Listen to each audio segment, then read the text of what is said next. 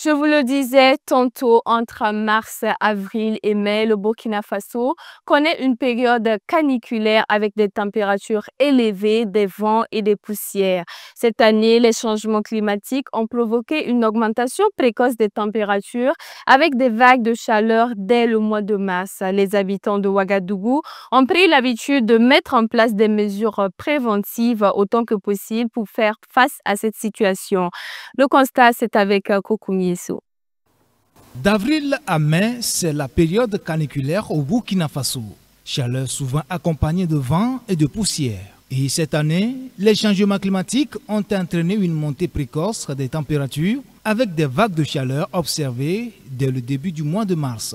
Et la ville de Ouagadougou, avec sa forte démographie, est encore plus exposée à cette chaleur. Situation devenue une habitude chez les Ouagalais qui mettent en place des mesures préventives dans la mesure du possible. La période là, c'est vraiment très difficile. Voilà. Et pour moi, à mon niveau, j'essaye de m'adapter un peu.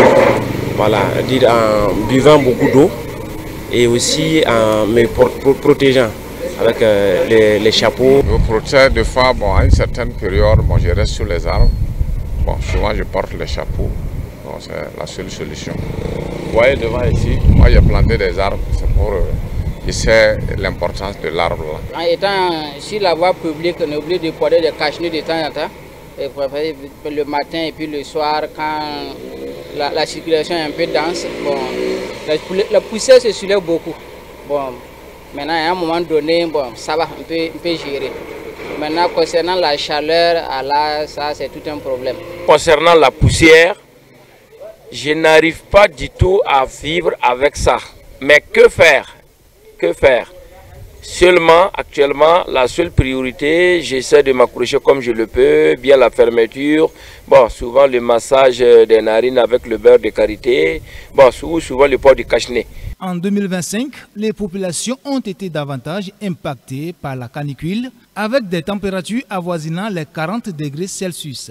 Moustapha Bansé, un septuagénaire, considère la plantation d'arbres comme l'une des solutions les plus fiables pour lutter contre cette canicule qui n'est qu'une des conséquences du changement climatique. À un certain âge, c'est vraiment très compliqué. Maintenant, la vraie solution là, c'est vraiment que les citoyens chassent beaucoup de choses, surtout en plantant des arbres.